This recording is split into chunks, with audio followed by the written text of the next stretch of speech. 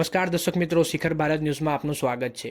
વાત કરીએ સમાચારમાં તો મકરપુરા પોલીસ સ્ટેશન દ્વારા આગામી ગણેશ ઉત્સવને લઈને આગમન યાત્રાથી લઈ વિસર્જન સુધી તમામ માહિતી વિસ્તારના તમામ મંડળના સભ્યો સાથે મીટિંગ કરવામાં આવી।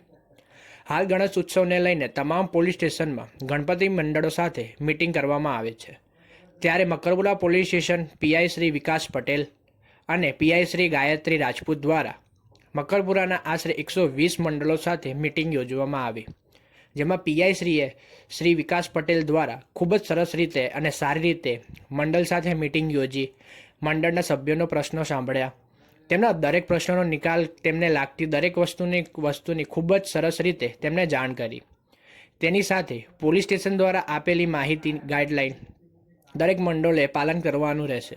ગણપતિ બાપ્પાના આગમનથી લઈ વિસર્જન સુધી ગાઈડલાઈન આપી। તેની સાથે દરેક મંડળને કોઈપણ જાતની સમસ્યા હોય તો કોઈપણ વિચાર વગર પોલીસ સ્ટેશન આવી પીઆઈ શ્રીનો સંપર્ક કરી તેમને જણાવે। દરેક વસ્તુ પીઆઈ શ્રીએ પોતે કીધું હતું, નિરાકરણ લાવી આપવામાં આવશે, પરંતુ ગાઈડલાઈન માનીને દરેક મંડળોએ ચાલવાનું રહેશે।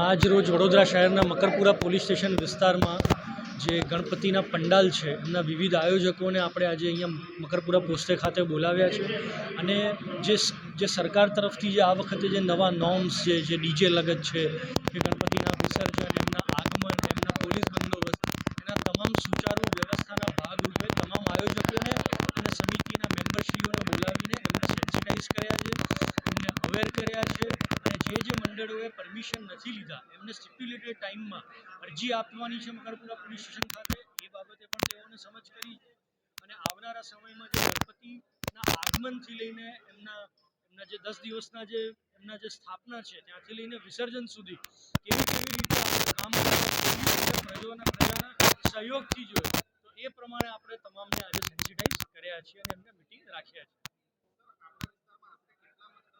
હા, વડોદરા શહેરના મકરપુરા પોલીસ વિસ્તારમાં આશરે 120 જેટલા નાના મોટા પંડાલ છે કે જે જાહેર સ્થળ ઉપર તેમના સ્થાપના કરવાના છે અને 10 દિવસ, અમુક 7 દિવસ, 5 દિવસ એવી રીતે તેઓ સ્થાપના ગણપતિશ્રીના કરશે।